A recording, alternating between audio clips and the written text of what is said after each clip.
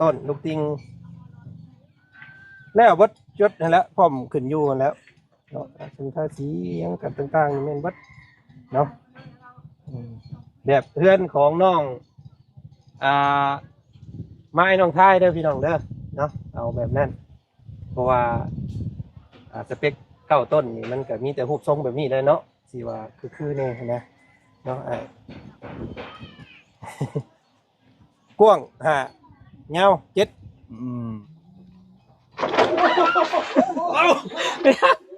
โอ้ยโมเมนต์ไข่แตกแล้วมันจะเชื่อเลยทางเห็ดแท้นี่ระวังเลยออกไปเถอะอยู่ยังเอ้าเฮ็ดเอ้า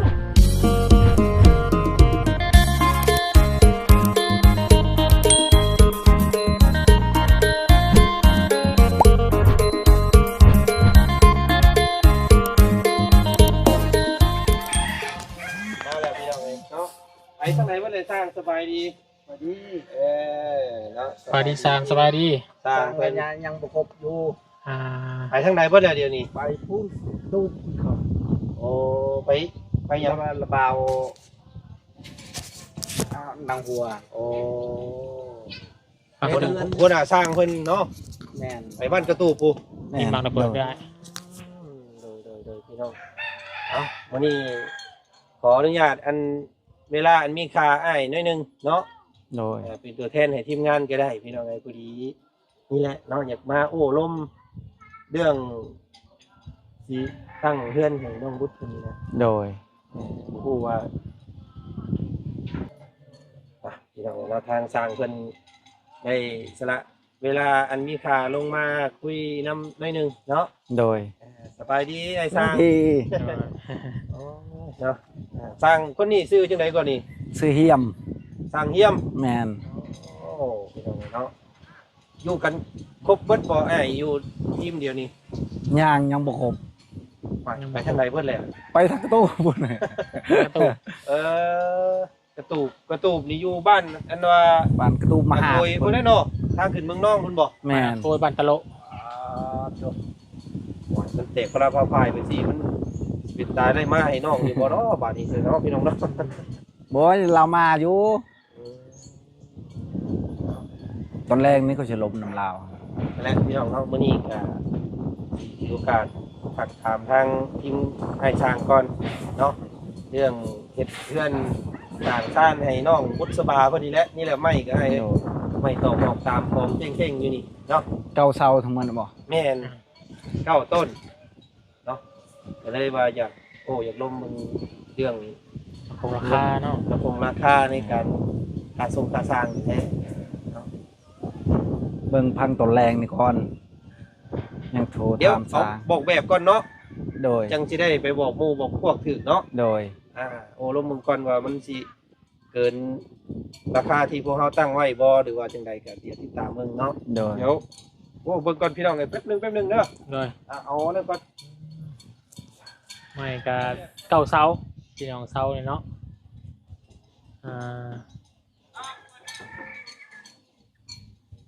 แต่ผมเด้อพี่น้องเด้อไปมาเบิ่งกันอยู่ที่แล้วพี่น้องเนาะตั้งเพื่อนนี่เดินแล้วมีเท่านี้เนาะมีเท่านี้แหละตั้งแต่ว่ากินเอาว่าพี่ได้น่ะมันตั้งยาวไว้พุ่นบ่ยาวไปพุ่นกว้างเนาะ5 เมตรกว้าง5 เมตรยาว7สั่งแบบโมเดิร์นบ่นี่เนาะปลูกทรงเดี๋ยวทรงจัวคือบ้านเฮานี่แหละทรงคือบ้านเฮา9 ต้นโอ้นี่ห้องมีอยู่2ห้องแต่ว่าห้องตัวนึงนั้นมันปล่อยโล่งเลยตัวนั้นเนาะกันห้องนึงมันใกล้เป็น2ห้องนะเห็นบ่จังหวะไหนอ๋อไอ้เต๋ลอยนายมีได้งามบ่เลยบ่มีเอ้ยเต๋งามแล้วนี่ยังบ่มีสุดยอดเนาะบ้านในบ้านนี่ยังบ่มีอยู่ในบ้านบันไดขึ้นที่บันไดขึ้นทางนี้เดี๋ยวที่เนาะที่9 ต้นลูกติงแล้ววัดยศนั่นแหละพร้อมขึ้นอยู่กันแล้วเนาะถึงท่าสียังกันต่างๆนี่แม่นวัด เนาะแบบเพื่อนของน้องไม้น้องท้ายเด้อพี่น้องเด้อเนาะเอาแบบนั้นเพราะว่าสเปคเก้าต้นนี่มันก็มีแต่รูปทรงแบบนี้เลยเนาะสิว่าคือเนี่ยนะเนาะกว้าง5ยาว7เนาะบอกทีมงานเบิ่งดูว่ามันสิตกเท่าไหร่เราของราคานี่นะผาบ่ต้องกบบ่ต้องเรามีสิเอาผาสลา ทำไมตัวนี้ได้บริกรบ่ กบอันนี้กบและนี่กบเป็ดใหม่นะ มีแต่แปลนพาบริกร แอน เอาแปลนสลา แม่นนี่แหละพี่น้องเนาะเอาแบบเอาแผนเพื่อนน้องมีเพิ่นเพราะว่าครอบครัวของเพิ่นนี่ก็เป็นครอบครัวที่ใหญ่พอสมควรเนาะ5คนลูกชาย2ลูกหญิง2แล้วก็พ่อผู้นึงนะสิเฮ็ดให้ห้องใหญ่ๆนั่นสิเป็นห้องนอนของพ่อแล้วก็ลูกชาย2คนแล้วก็อีกห้องนึงเนี่ยเป็นน้องบุตรกับลูกน้องสาวเนาะนะห้องก็จะตามสเปคนี่แหละพี่น้องคือสิเข้าใจอยู่เนาะเบิ่งเนาะ เข้าใจอยู่ เสานี่ก็สิเป็นเสาต่ออยู่นี่เพราะว่าสิเอาเสาสั้นๆเลยเอามาลงหันนะจับทางหลุมมัน ตีนยังบ่ทันมาตีน แม่นยังบ่ทันได้มาก ำลังสั่งอยู่ กำลังสั่งอยู่เพิ่นบ่ได้เฮ็ดขายเนาะเพราะส่วนหลายเพิ่นมีแต่เอาเสาดินช่วงนี้ว่าซั่นเราประเมินเบิ่งได้ไอ้เด้อ โดย ประมาณมื้อใดให้คำตอบได้ วานบื้นนี่ อื่นเนาะ โทรหาสร้างก่อนสร้างใหญ่ยัน เอาบ่น่าเพิ่นก่อนเนาะ โทรหาเพิ่นก่อน คือว่าแล้วไอ้งบก็บ่หลายแต่ว่าอยากซอยน้องเพิ่นเนาะ โดย อันนี้ก็เห็นว่าทั้งชุมเจ้าก็อยู่ในพื้นที่แน่ โดย บ่ต้องเสียน้ำเมือกน้ำมันไปไกลหั้นนะเนาะ แม่น นั่นแหละพี่น้องเอ้ยตามนั้นเนาะบ่มีรูปบ่มีทุกอันบ่มีนั่นเนาะเดี๋ยวสิส่งให้ทางน้องบัวเพิ่นก็ได้โดยเดี๋ยวคนหน้าสร้างเบิ่งทีหนึงเด้อสร้างเด้อ โดย เดี๋ยวประเมินนํกันเนาะ ส่งให้นางหัวก็ได้ โดย น้องบัวน้องบุตร ให้ระบ่าว ให้น้องบุตรน้องอะไรก็ได้เดี๋ยว ให้ระบ่าวเพิ่นเบิ่ง ปองเยี่ยมเดี๋ยว1 2 3 4 5ปอง โดย แล้วก็ทางเข้านี่2ปอง โดย ประมาณนั้นแหละสร้าง มุงกระเบื้องหรือสังซีบ่ สังกะสีคือ19โมงเดี๋ยวนี้แหละ โดย เป็นแผนรู้สึ เดือก นนี่หาคุณเจ็ดบ่ เจ็ด เจ็ด กว่าลองเบิ่งเนาะเอาโอเคสิอ้ายตามนั้นได้เด้อเนาะขอบใจหลายๆเห็นทางอ้ายเพิ่นกำลังขึ้นหลังคาอยู่เท่านั้นก็ได้ขออนุญาต เกือบเสียวไปเลย ทีละนะเอาลมน้ำเพิ่นพอ เลย ข้าว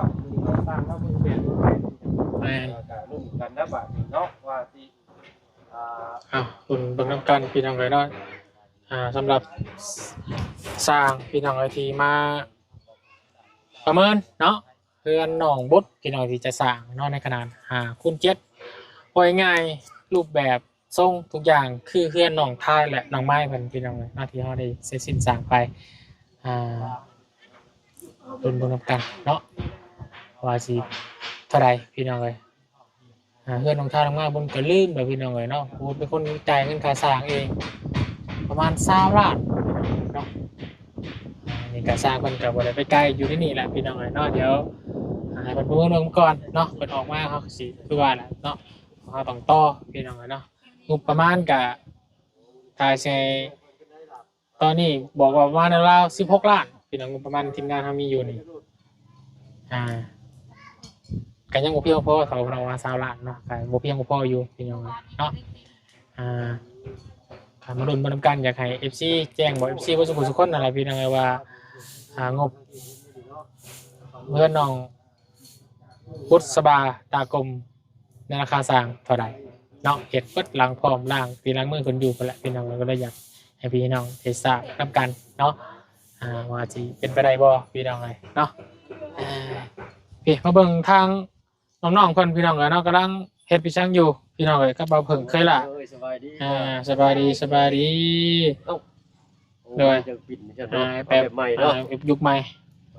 ยุคแบบงงหน่อยนึงพี่น้องเลยเนาะเฮ็ดไรโอ้เฮ็ดปวกว่าน่ะเฮ็ดมันต้นโอ้เฮ็ดมินต้น โอ้ยมะขามคือเผ็ดและเปรี้ยวปากกินบ่ตุ กินบ่ผมกินกระยาน้ำมันสูงใครไปหามานี่ มุดขึ้นนี่แป๊บเดียวเราเห็ดนี่ น้องบุดบ่ไปหานี่เสียใจอยู่น้องบุดพี่น้องไปไวเลยไปหาน้องใหม่ตอนนั้นก็ต้องหมุนยุกบ่เพิ่งตามบ่ทัน แล้วคอยไว้เด้ยังบ่โซล่าอยู่ตัวโตใหญ่หนึงรีบเข้าป่าแล้วบ่เห็นจ้อย เนาะ บุยไปเลยเป็นได้ลงบุญเมื่อวานนี้ไปหาปลาได้บ่แต่บ่กินบ่ ลูกเว้ยก็เจอ จนค่ำไม่ได้ไปหน่อยเนาะทั้งน้องบุญเพิ่นลงไปหาสอนป้าอยู่ห้วยกันหนึ่งเขาแล้วก็แล่นลงห้วยจริงเราหาของกินแรงเด้ ตูพ่อไปใช่ตูพ่อบ่มุดพ่อไปใช่ล่ะ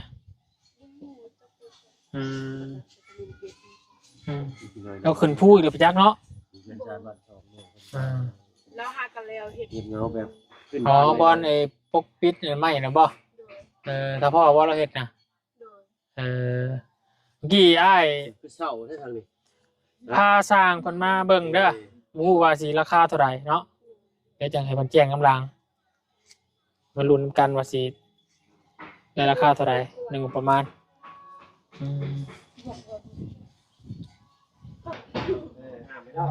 ึ้นไม่ได้หาแล้วล่ะตาได้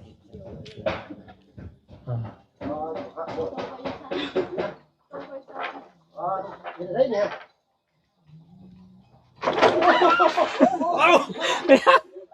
โอ้ยโมเมนต์ไข่แตกแล้วไปจับกัน ไข่ดอกไข่หน่อยนึง โอ้ยช่างเห็ดได้เอาดีๆไหม โอ้ยคือข้าน้องจังขึ้น ไอ้สั่งเห็ดทำเพิ่งเป็นโลเล่ใด น้องสบายดีสบายดีสบายดีเจ้าสบายดีทั้งบอกตัวเป็นอะไรกินกันครับลูกมีอะไรเนี่ยเด้องมมึงไงว่าอยู่เองได้ขึ้นผาได้ไปจักยังอยู่ได้ลูกยังใครยังหนาขึ้นเลย โอ้ยเนาะป้าไปชื่อเกิดบิดข้างกันเนาะ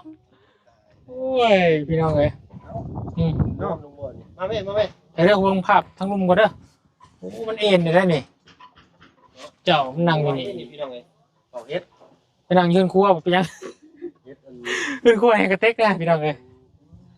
ต้นน้องคนว่าเนาะเสียวดีทางมุขสารวัตรเพิ่นมาได้ตู้กันตู้นึงกัน ยอมได้ ผู้ ข่ ให อ ญ่ ย ขึ้นบันไดได้ข่อยแบบนี้เนาะยังลงสอดสรุตารางปุ๊บ่ได้ได้แบบนี้พี่น้องกำลังเฮ็ดอีหยังอันนี้ฮะโคตรเฮ็ดได้เฮ็ดพี่น้องเนาะเฮ็ดบ่ลุงบ้านเฮ็ดเรื่องบ่บ่เฮ็ดต้นก็มีย่านได้ข่อยเลยเนาะสาวสาวเพิ่นมาอยู่น้ำกันมื้อนี้พี่น้องเอ้ยเนาะห่างหายไปล้นเติบเนาะบ่ได้ มื้อนี้พักไปบ่ได้กิน บ่ได้ถ่ายน้องครัวกับน้องจันให้โอ้ยพี่น้องเบิ่งล้นเติบเรื่อยๆพี่น้องเอ้ยเนาะคิดว่าไปเฮ็ดเวียกเฮ็ดงานเนี่ยนะผู้คนก็ถามอยู่เนาะ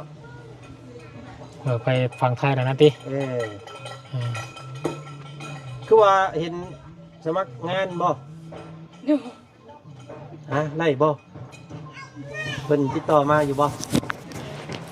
เพิ่นว่าในใดบัดนี้เนาะงานอยู่ไส อยู่สวรรค์อยู่นครไกรสอน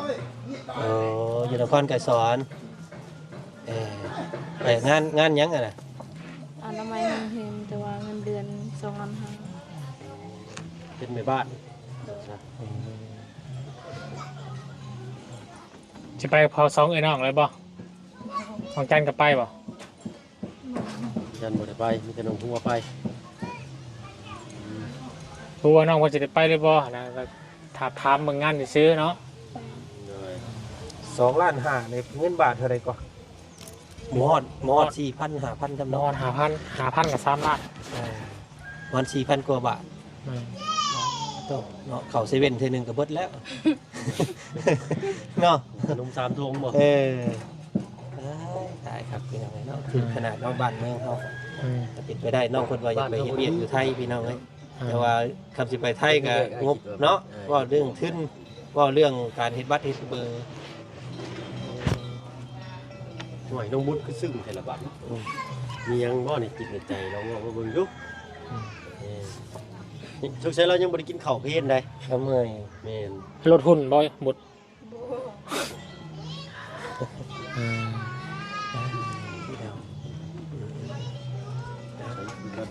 พาสร้างเพิ่นมาเบิ่งเนาะแล้วก็พร้อมกับสิเอาแบบบ้านเฮือนซ่านให้เจ้าเบิ่งนี่แหละจักสิมักนำหรือบ่ได้พี่น้องเอ้ยมักบ่มักก็ ยาที่บ่เฮ็ดไปแล้วบ่ ไปว่า ขึ้นว่าเลยสรุป ยังบ่ทันว่าหยั แต่ ง ว่าให้น้องบุตรเพิ่นกับน้องหัวน้องจันเพิ่นเบิ่งอยู่หันนอกแบบแผนมักนำอยู่บ่เฮือนซ่านบ้านซอง เอาเบิ่งอยู่ดอกจับเอาโทรศัพท์ครับเป็นอะไร อ๋อเลือกอยู่บ่ เครื่องสองไม้ แบบบ้านเพื่อนน้องไม้เด้อ คนที่เก่งดี จะเป็นเสาจะเปิด เข้า งานพี่ เอาแบบบ้านมาให้เบิ่งก่อนแต่ว่า สีใดนี่บ่สีดินบ่ เรื่องพาอันนั้น แล้วแต่สิเลือกอ่ะ ทุกเจ้าเลือกเอาเองน้องเพิ่นเลือกก็ได้บ่เลยพี่น้อง เด็กซับ เรื่องชีบ้านนี่บ่ นี่มันมีหลายสี เด็กซับไม่มี มีเทามี สีหยัง ทองสีคือเฮือนน้องซอนหั่นนะ สีดิน สีแดง สีแดงเข้ม สีแดงแดงเข้ม สีแดงแทงหัวใจ งามเนาะโอเคประมาณนี้แหละสิเฮ็ดให้นะครับแต่ว่าตอนนี้ก็อยู่กับอัน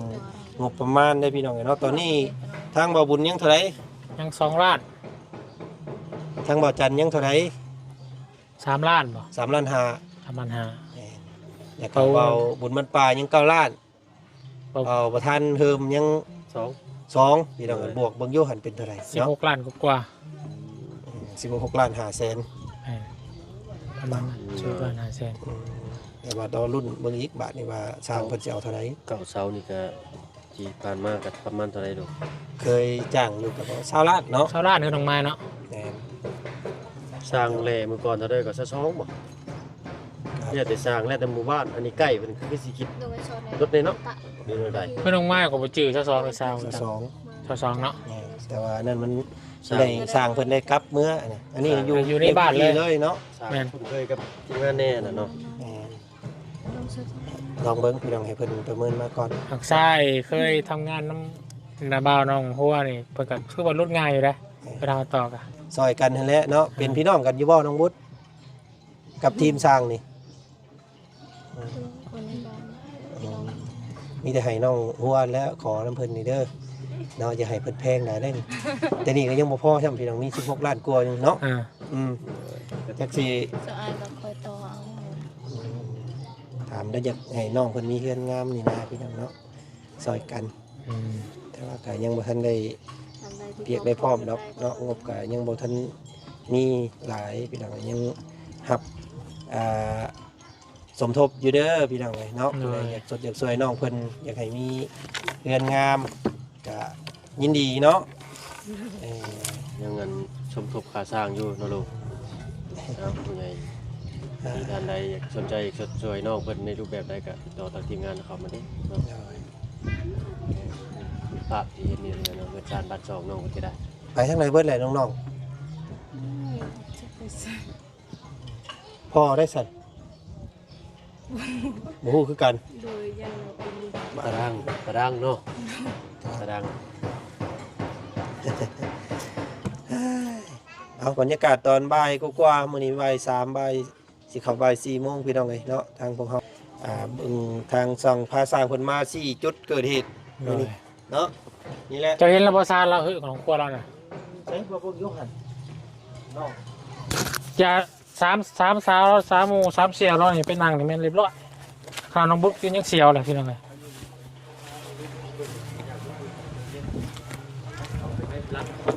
สบายดีบ่มีภัยเบิ่งแหน่ ไปเบิ่งแน่เนาะ ไปบ่ล่ะอันตรายอยู่ดินเล่าบ่ฮู้ฮอดใส่ฮอดนี่แล้วเนาะ ทอดกบหมกน้ำมดนี่แล้วก็ไปหม่องรักอันนี้ อืม ไปเที่ยวไปนี้ ลองอยู่ผมก็จักแมทก่อนเนาะฮอดใส่น้องเอา ยกไปพุ่นก็ได้เนาะ ขอบคุณเนาะ มันพอดีไปฮอด 1 2 3 4 5 6 7 8 9 10 11 12เฮ้ยบ่ ลงไปนกคนเลยนี่ มันเจ๋ยเนาะ ดินเจ้ยเปิดพี่น้องเนาะแมทมาตรฐานได้นี่1 2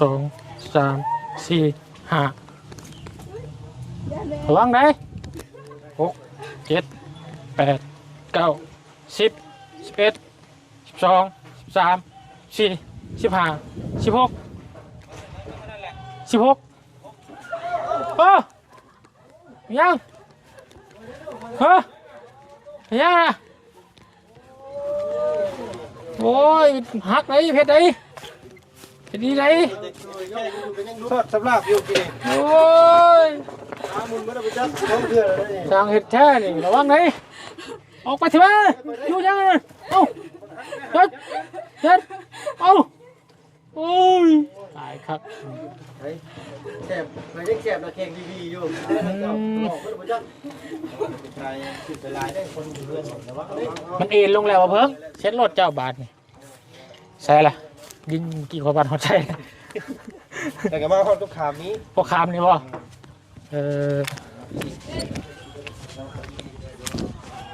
พวกคามนี่เนาะ มันก็ดีเบิดนะ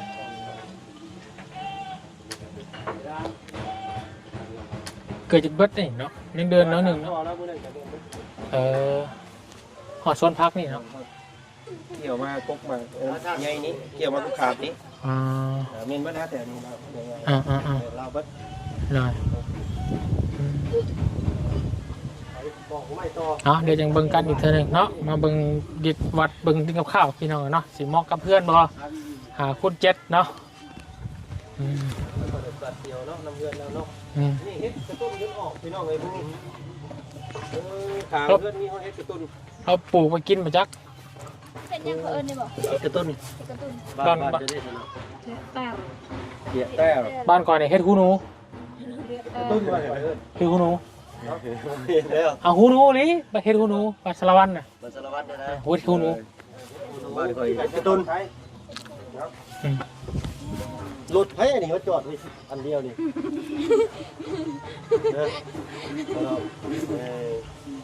โอ้ยสบายได้แบบนี้ก็ได้ด้วยมันได้ย้อนแข่งสิเด้ เนาะมื้อนี้ได้เดินทางไปทางอื่นก่อนสัตว์เด้อมีแต่ว่ามื้ออื่นคือเพิ่นเอาไม้มาที่ว่ายังบ่พอค่ะ เหนื่อย มื้อนี้เพิ่นว่า บ่ทัน คัดของเนาะยังบ่ได้จ่ายเงินเพิ่นซ้ำที่เอาไว้ก่อนถ้าไม่มาครบก็เลยจะจ่ายเพิ่นเนาะเป็นมื้ออื่นสิเข้ามาใหม่ได้อน้องเด้อเนาะมื้อนี้ต้องน้องเพิ่นเฮ็ดกินซะกับพี่น้องเลยทั้งไปทางอื่นต่อก่อนเนาะพอกันใหม่ปีหน้าสบายดี ตาดี เอาปีหน้าบ่ได้พอกันใหม่เนาะ แต่ละบ้านเนาะ 3 คนนี่ผู้ใดอายุหลายกว่าหมู่ น้องหัวเท่าไห น้ ร่ องหัวเท่าไหร่ น้องบุญ น้องบดเด้ น้องจัน น้องจันเด้ 17 17 ปีนี่ นี่ ครบถ้วนเลยบ่ มื้อใดจะสิฮอด17นะ มื้อได้17 28เอา28วันเกิดบ่ เอ้าใกล้แล้วตัวนี่เนาะ Happy birthday Happy birthday to you ล่วงหน้าเด้อบอกเมนูหาไก่ตาตู่ไปแล้ว ใจตะตุ วันที่28มันครบ17เต็มเนาะเอาให้เบอร์เดย์ล่วงหน้าด้วยใช่เด้อไปจ้ะบ๊ายบายสบายดีไปเบียกก่อนแล้วเบิ่งเพื่อนทั้งสร้างแหล่สร้างเจียงสร้างเจียงพี่น้องเนาะว่าเพิ่นติดรถตรงติ่งฮอดไซล่ะมันเรือเท่าไรก็เอาไปคืนเพิ่นพี่น้องเนาะโอเคเด้อพี่น้องเด้อสำหรับคลิปนี้ผมขอลาแล้วติดตามชมกันตอนต่อไปเนาะสำหรับขาสร้างเฮือนน้องบุตรเพิ่นจะเอาน้ำเท่าไรสิแพงหรือถูกเดี๋ยวติดตามเบิ่งนำกันเด้อพี่น้องเด้อแต่สำหรับคลิปนี้ขอลาแล้วสบายดีพี่น้องเบิดสุขสุขคนเด้อ